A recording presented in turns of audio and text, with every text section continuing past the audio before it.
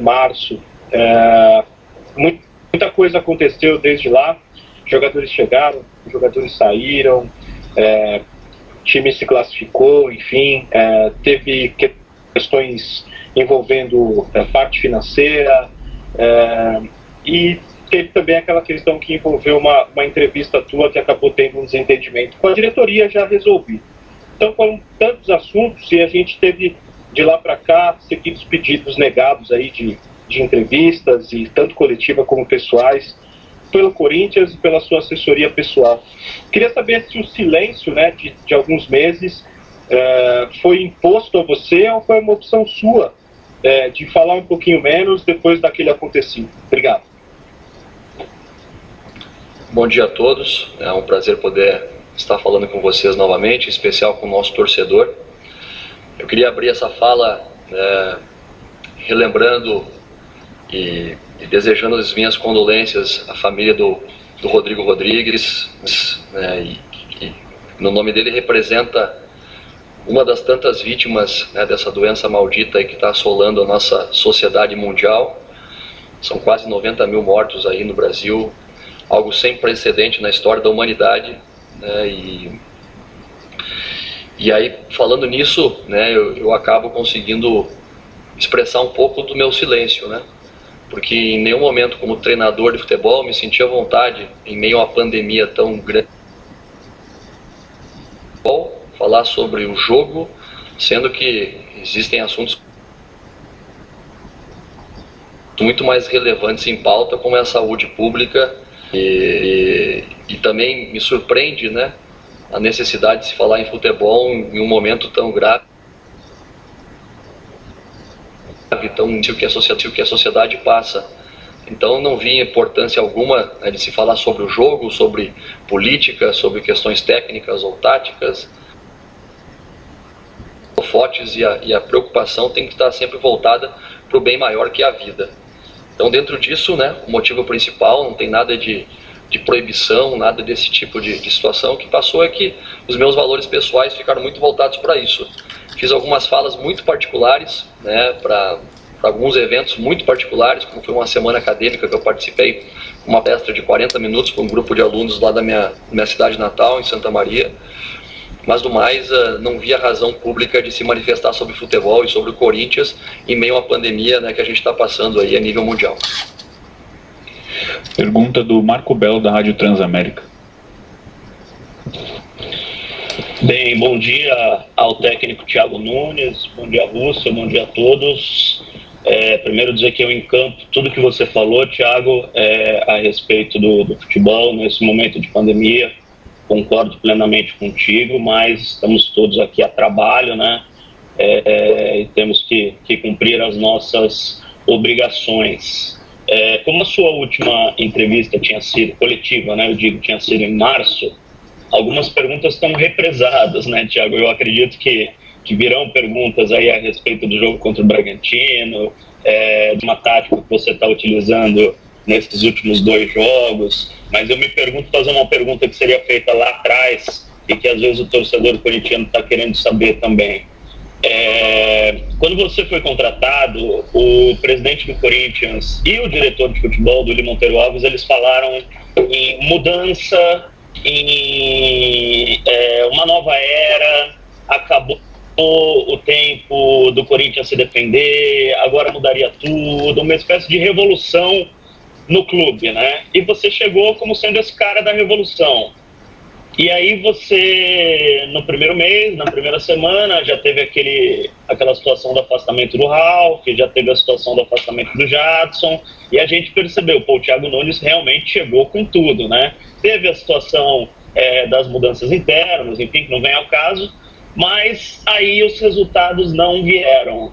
Você, pós-pandemia, depois de um tempo que você pensou, depois de um tempo que você com certeza fez essa observação do que aconteceu para trás, você teria feito diferente? Porque você encarnou esse personagem da revolução, né? Você chegou com tudo no Corinthians e às vezes, de repente, você poderia ter colocado o seu estilo mais aos pouquinhos e ele teria sido aceito por todos, mais aos pouquinhos. Eu estou correto na minha observação ou você discorda, Thiago?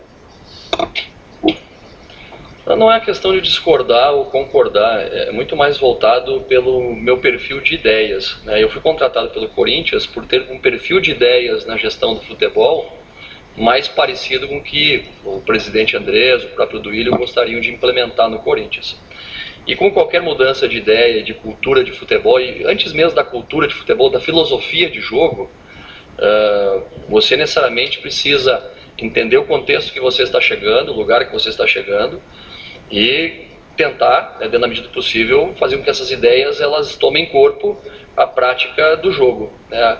O reflexo do meu trabalho são os próprios jogadores que acabam transmitindo dentro do campo. Às vezes a equipe joga bem, às vezes a equipe não joga bem, e aí a gente entra no primeiro grande questionamento, né? O que é jogar bem? O que é conseguir ter uma aprovação em relação ao futebol? A gente vive um momento onde todos os treinadores, profissionais da imprensa, pessoas do meio que se tornam mais públicas, elas são rotuladas, né? E a gente vive um mundo de rótulos, né? Em nenhum momento, desde que eu cheguei aqui, eu me rotulei um treinador ofensivo. Eu sou um treinador desportivo, como falei inúmeras vezes. E quando eu falo isso, o treinador desportivo ele passa pela capacidade técnica e de gestão de fazer uma equipe transitar em todas as ideias possíveis de jogo. Sei também que o que me trouxe para cá foram os resultados e as atuações que foram construídas no meu clube anterior, e são ideias que a gente carrega, que eu carrego não dos últimos 2 anos, mas sim da última década, né, que eu já sou treinador. Então tudo isso tem um prazo, tem um tempo a ser aprimorado, leva uma condição de carência, né, que você tem que cumprir para você conseguir colocar as coisas em prática.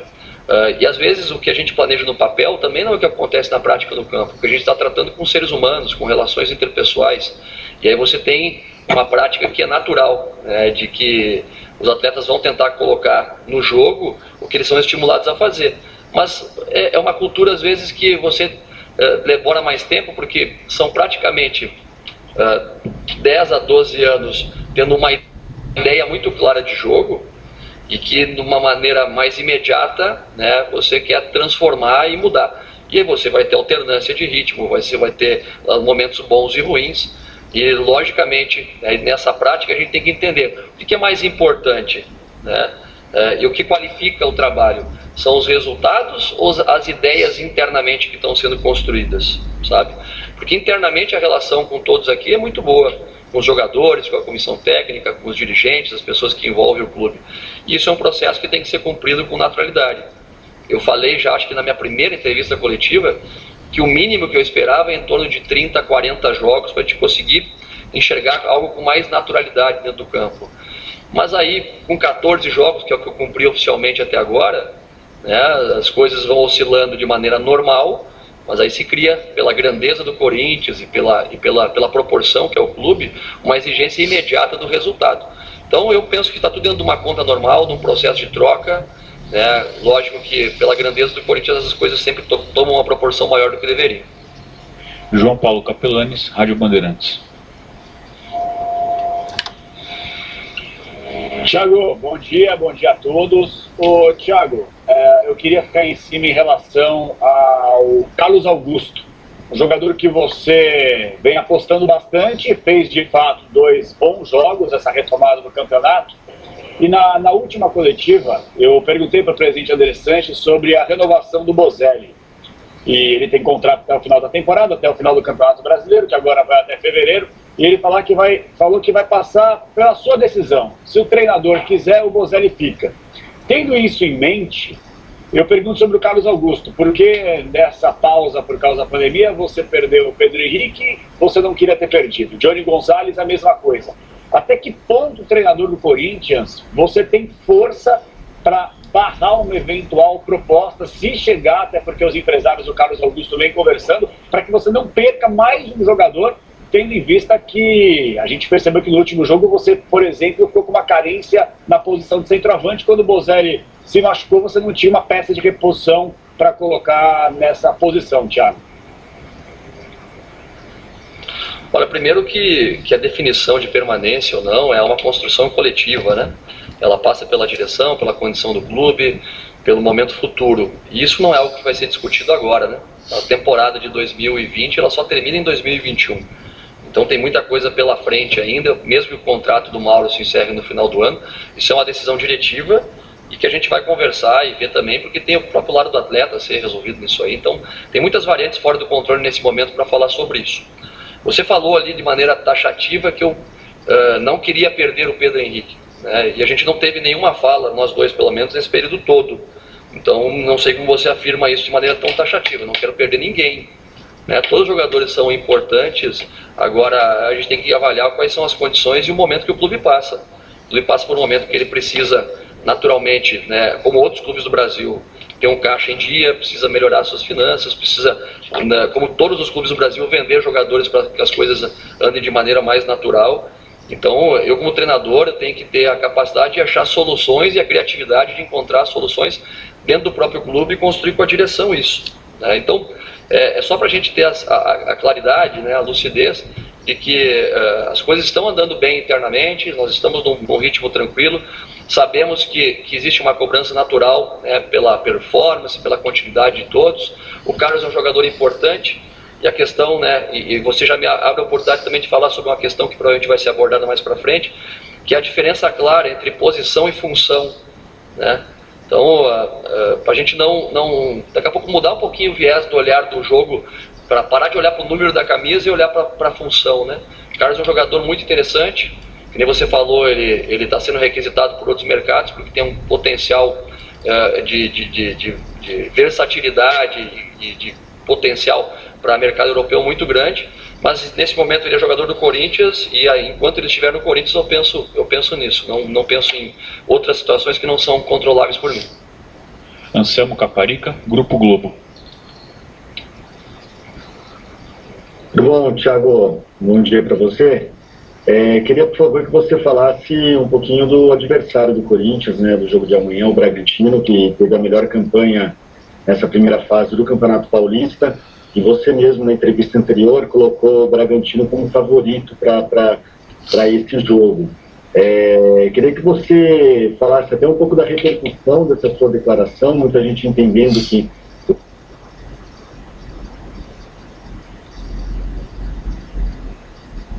o Corinthians, mesmo num momento difícil, tem que ser favorito, ainda mais no Campeonato Paulista, vindo de um tricampeonato consecutivo, e também sobre o que te preocupa mais desse time do Bragantino, que tem uma forma de jogar já bastante consolidada e vem apresentando um futebol bem consistente. Olha, eu coloquei o Bragantino como o time favorito por uma questão óbvia desportiva. O Bragantino é o líder geral da primeira fase da competição. Então, naturalmente, a equipe que é o líder geral da primeira fase da competição, ele tem o favoritismo, né? E aí a gente também tem que entender, né? Você falou em repercussão, eu não acompanho, como eu tento não ficar blindado em relação a isso, a noticiários e a própria repercussão, então, para mim isso não afeta, né? Mas, efetivamente, por uma questão muito simples, direta, que é a questão do rendimento esportivo do Bragantino, do Red Bull, nesse primeiro momento, né? Sobre a questão do que mais me preocupa, a verdade, o que me preocupa é o Corinthians. A gente está bem, a gente fazer uma boa partida, está muito focado, muito concentrado, temos jogadores de alto nível, acostumados a jogar grandes jogos. A camiseta do Corinthians sempre nos pede que a gente busque a vitória, coisa que a gente está tentando fazer todos os jogos desde que chegamos aqui. Depois o resto é com os jogadores dentro do campo, a gente vai tentar dar o máximo suporte para que as coisas aconteçam de maneira mais tranquila, para que o jogo corra bem. Nivaldo Decilo, TV Bandeirantes. Tudo bem, Thiago? Bom dia, um abraço, legal falar com você, um abraço a todos que estão nos acompanhando. Falar especificamente desse time, até a parada em março, o Corinthians, quando parou tudo ali, por conta do coronavírus, o Corinthians corria inclusive o risco de rebaixamento, e era praticamente certo que o Corinthians estaria fora dessa fase de mata-mata do campeonato. Em 2 jogos tudo se reverteu. Primeiro, você vê muita mudança no aspecto, foi só questão de resultado? Que análise você faz desse Corinthians? O aproveitamento era de 36%, 36,5%, saltou para 47,2% em 2 partidas e veio essa fase do mata-mata. É uma nova competição, o Corinthians mudou para tudo isso. Que avaliação você faz? E desfalques, você tem o Everaldo fora e você tem o Bozelli fora. O Bozelli, certeza, o Everaldo também? Olha, quando a gente fala por questões estatísticas, né, que você levantou, há de se ter o cuidado também de lembrar que a gente teve um rendimento em termos estatísticos de vitória e derrotas e empates dentro dos números que você citou, mas ao mesmo tempo o rendimento estatístico dentro dos jogos sempre foi superior ao adversário em todos os números.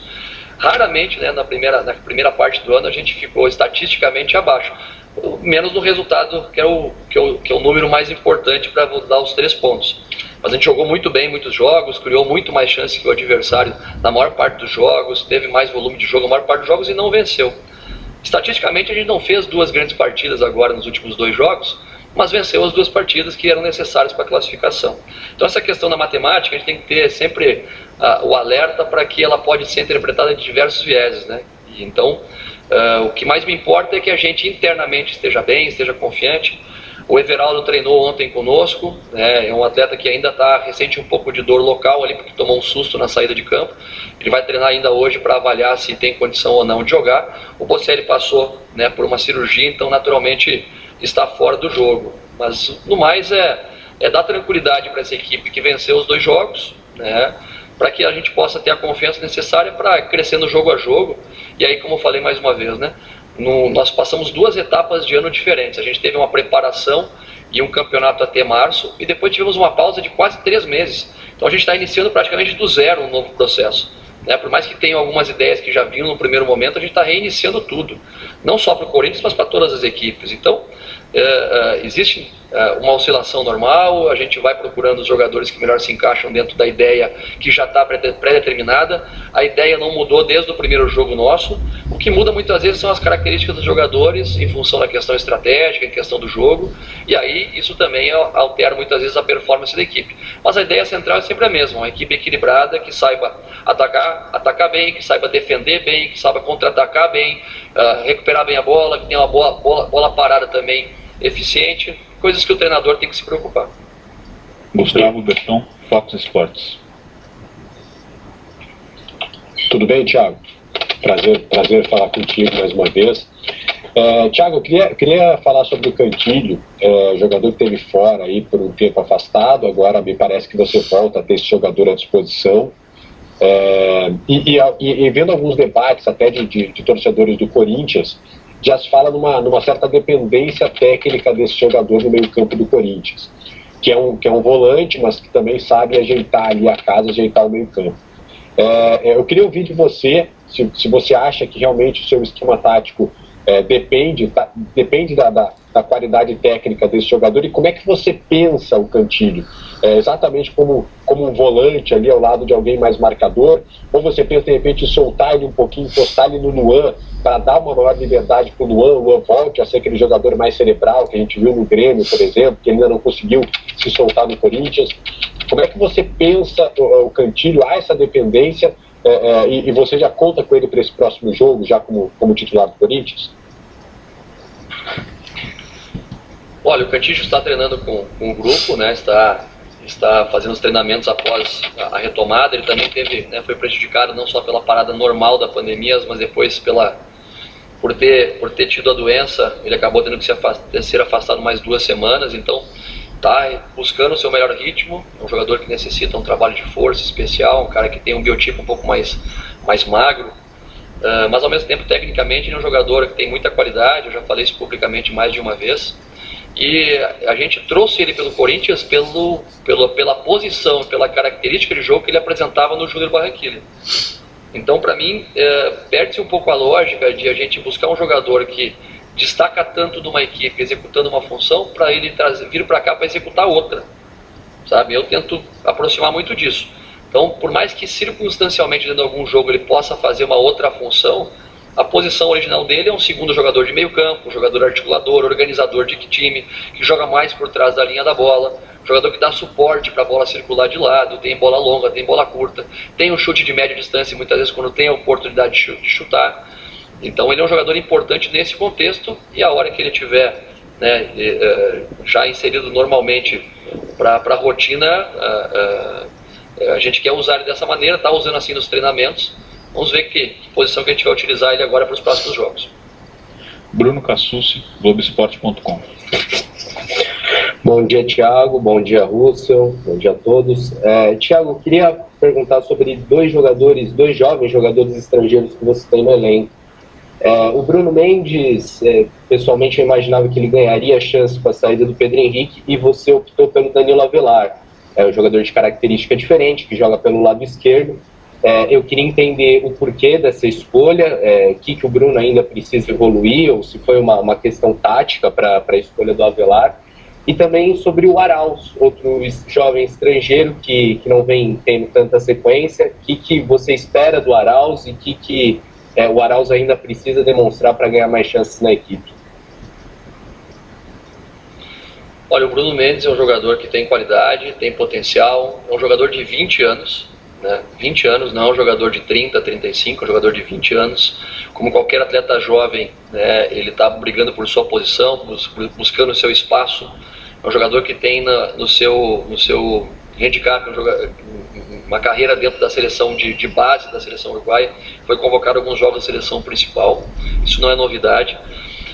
Mas é um jogador que tem potencial de ser titular a qualquer momento.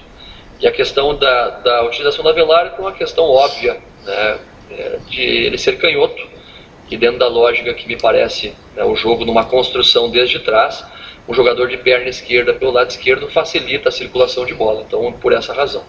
A questão do Arauz é um jogador que tem também na formação, nas seleções de base, até convocações para a seleção principal do Chile.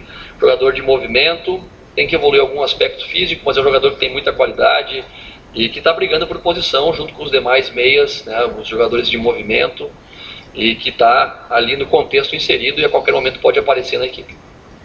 Rodrigo Vessone, do Meu Timão. Thiago, bom dia Russo, a todos os nossos colegas. Eu queria que você falasse um pouquinho do Jô, Thiago. A torcida tem a imagem dele de 2017, obviamente, melhor jogador do Campeonato Brasileiro, etc. Ao mesmo tempo, ele não joga aí há muitos meses.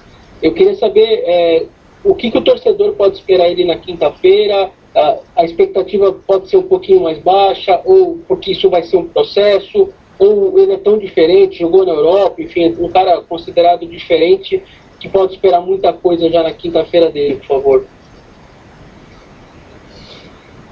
Ô Vessone, você como corintiano que conhece bem o Jô, né, sabe que ele é um jogador que tem uma história muito bonita aqui dentro do Corinthians, sabe? E naturalmente, quando você tem um jogador desse pedigree, sempre se espera que ele dê a resposta que sempre deu. Eu duvido que a torcida corintiana, e você sabe bem disso, espere o mínimo, né, que não seja as atuações que ele já teve. A gente sabe que é exemplo, né, como você bem citou, ele está muito tempo parado, é um jogador que precisa ritmo, um jogador grande, precisa movimento, precisa qualidade de tempo de trabalho, de treino. Ele está treinando bem já há algum tempo e a gente espera que ele consiga atuar bem. A gente não sabe quanto tempo ele vai suportar o jogo, né, mas dentro do tempo que ele tiver em campo, eu tenho certeza, né, como é perfil do jogador corintiano, ainda mais o jogo formado na casa, que ele vai ter uma doação máxima para dar o seu melhor. Thiago Salazar, Gazeta Esportiva. Bom dia, Thiago. Bom dia, amigos. Prazer voltar a falar contigo, Thiago. Eu queria... Você falou bastante de que a sua ideia de jogo não mudou, né? E sempre rola... Existe um certo fetiche de o Thiago Nunes é um técnico ofensivo, vai fazer esse Corinthians jogar diferente. E eu queria que você passasse toda essa análise em cima do Gabriel. Porque a gente tentando avaliar esse Corinthians pós-pandemia, o que mais mudou, né, não mudou tanto assim, mas o que faz o seu time um pouco diferente do início é a escalação do Gabriel. Porque você vinha jogando ali com Camacho e Cantilho, dois volantes que saem para o jogo de saída de bola, de calma, de passe longo. O Gabriel foge bastante dessas características, é um cara mais de marcação, passe curto. for chutar uma bola, passa para o frente. Uma necessidade de momento. Ali você tem o Cantilho, o Ederson chegando, e agora com o Cantilho de volta, o Ederson pegando o ritmo, você pretende voltar a ter 2 jogadores na saída de bola com mais passes, ou se não, ou se de fato você repensou alguma coisa e o Gabriel deve se manter titular, sim, dentro do seu esquema. E, além disso, eu queria te perguntar se você pensa no Matheus Vital pela ponta esquerda, um pouco mais aberto, como ele, inclusive, participou das finais do Paulista de 2018, jogando assim, em tese improvisado, lá na ponta esquerda. Realmente as ideias centrais elas não mudam, né? A ideia que a gente está tentando implementar em termos de jogo dentro do Corinthians é uma só. O que acontece é que muitas vezes, né, por questões estratégicas, ou até mesmo pela qualidade do adversário no momento do jogo, a gente não consegue colocar em prática. Não é como o videogame, né, que você escala, tira um, coloca outro e parece que tudo se resolve de maneira mágica. Tem todo um processo de encaixe de equipe, de pequenas sociedades dentro do jogo, né, das aproximações, quem são os jogadores que combinam com quem. E aí dentro dessa mudança de filosofia de jogo, você tem 2 caminhos normalmente, né, para serem feitos. O primeiro caminho, que em teoria é o mais fácil, que é o atalho, é você investe 500 milhões de reais e contrata um time novo com a característica específica dos jogadores que você deseja para que o modelo flua de maneira natural. O outro caminho é você conseguir fazer com que os atletas se desenvolvam e melhorem o seu potencial técnico, enxerguem o jogo de uma maneira um pouco diferente. Jogadores que são rotulados, né, como falei antes em questão de rótulos, rotulados como marcadores ou rotulados como jogadores que não marcam, né, a gente possa transmitir ideias para eles e desenvolver trabalhos para que esses caras possam evoluir. E o Gabriel se encaixa muito dentro disso. O Gabriel, ele é rotulado como um jogador de marcação, mas pela capacidade que ele tem, né, pelo coração que ele tem para o time, pela capacidade que ele tem de buscar evoluir, melhorar, treinar, é um jogador que tem um potencial técnico evoluindo a cada dia, a cada treino, a cada jogo. Hoje o Gabriel tem participado da construção também, um jogador muito rápido para encurtar espaços, um jogador muito rápido para encurtar a marcação, mas também um jogador rápido para sair em velocidade, um jogador que está conseguindo fazer a bola trocar de lado, está dominando, orientado ela melhor do que vinha fazendo, muito por mérito dele e o trabalho que ele vem desenvolvendo no dia a dia. Então o papel do treinador, né, aqui no meu caso, é desenvolver os atletas que temos para que eles possam melhorar e evoluir. Avaliar quem são os jogadores que estão predispostos a fazerem isso também, quais jogadores que têm potencial de melhor evolução, e é por isso também que a gente utiliza, né, e busca sempre jogadores muito jovens. Eu falei algumas vezes, mas infelizmente passa batido e despercebido isso. A gente tem hoje em torno de 15 jogadores sub-23, 11 jogadores formados na casa, então aí um total aí de 25 a 26 jogadores que com potencial de darem frutos a médio e longo prazo para o Corinthians, sabe? Isso precisa trabalho, tempo, investimento, dedicação. E aí a gente entra naquela luta, né, do rochedo contra o mar, que é a luta do resultado e o tempo, sabe? Então, isso tudo tem um peso, né? O Gabriel é um cara importante e eu tenho certeza que está evoluindo dia a dia pelo mérito dele. Sobre o Vital, é um atleta também com um potencial técnico enorme, é um rapaz que tem uma passagem por seleção de base, uma formação muito boa no Vasco, chegou aqui também, parece que hoje ele tem 30 anos, mas ele tem 21, né? Um atleta muito jovem, que tem um mundo pela frente ainda, né? E se tem uma cobrança natural por se tratar de Corinthians, que você seja veterano com 19 anos, 20 anos. E a gente acaba tratando sempre a exceção como regra, né? A gente pega a exceção de grandes expoentes mundiais, que com 19, 20, 21 anos jogam e tratam todos os jogadores no mesmo balaio, no mesmo momento. E a gente sabe que precisa tempo, precisa maturação, precisa confiança. Ele pode sim aparecer em qualquer posição, né, do meio, do ataque, como segundo volante, um jogador que tem qualidade para isso. Está treinando bem e a qualquer momento ele pode pintar na equipe. No ataque, eu queria saber, Thiago, se existe hoje alguma possibilidade de você formar uma dupla na frente, não seja uma dupla, mas pelo menos aproveitar o Luan ali naquela posição. E qual o critério para você colocar hoje um dos meninos que você subiu das categorias de base? Eu vou falar de um jogador que eu pelo menos gostei bastante na Copa São Paulo, que é o Gabriel Pereira. E você falasse dessa posição hoje que você ainda não definiu o seu titular e sobre a possibilidade de aproveitar o Luan nessa posição mais avançada e talvez colocar mais um jogador em campo, e sobre o Gabriel você não está disputando? Primeiro, jogador de profundidade, a gente tem jogadores como o Janderson e Everaldo que podem fazer essa posição, jogadores com velocidade. O Janderson é outro menino de 21 anos, que subiu ano passado, subiu com 20 anos, 19 para 20, com potencial. Claro que a bola não pergunta a idade quando você domina ela, quando você joga, mas eu sempre gosto de reiterar isso porque são atletas que têm ainda um potencial de evolução, de melhora, certo? E só vai acontecer com a situação de entrar no jogo, errar, acertar, sabe, corrigir. E a gente já viu essa história repetir 1000 vezes. Às vezes atletas que com 19, 20, 21 estão buscando sua melhor performance, mas com 23, 24, 25 que vão atingir esse ápice. Então, temos jogadores da posição, naturalmente por questões estratégicas, às vezes se faz a opção por um jogador que fica mais com a bola, um jogador que é mais agressivo, um jogador de escape de jogo. O Luan, ele já tem essa liberdade de ser esse jogador de aproximação, tanto que se vocês utilizarem as estatísticas, vocês vão perceber que o Luan é um cara desde a passagem pelo Grêmio, desde do último ano de passagem pelo Grêmio, é um cara que tem assistências, tem finalizações, tem gols, muito mais que a média dos meias do Brasil. Então ele já é esse segundo atacante muitas vezes, tem essa liberdade. Às vezes a dinâmica do jogo não favorece, ele é um cara que precisa ter um ritmo de circulação de bola próximo dele para que ele possa participar mais vezes do jogo. E é um cara que tem todo o potencial para ser esse jogador diferente próximo do gol.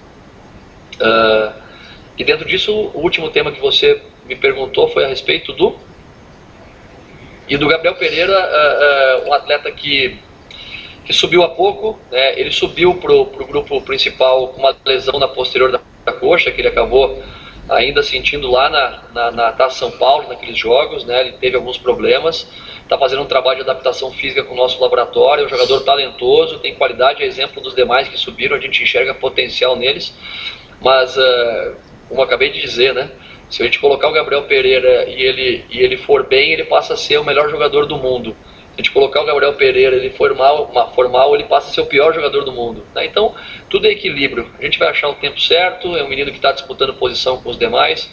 O que eu falo, e as minhas atitudes mostram muito disso, por onde passei, que eu não tenho problema com idade para colocar o jogador a jogar. A questão é talento, é disputar e gerar confiança dentro do próprio elenco. Porque quem é homem do futebol, quem conhece do vestiário, quem conhece do dia a dia, sabe que muitas vezes não é o treinador que escala um jogador jovem, são os próprios companheiros dele, os jogadores mais experientes que começam a perceber a importância desse jogador no contexto que ele está inserido. E quando o grupo abraça esses jogadores jovens, como o nosso grupo abraça aqui, a tendência é que eles sejam aproveitados e a gente vai ter bastante jogos pela temporada e nos próximos anos aí, para que esses atletas possam demonstrar o seu futebol.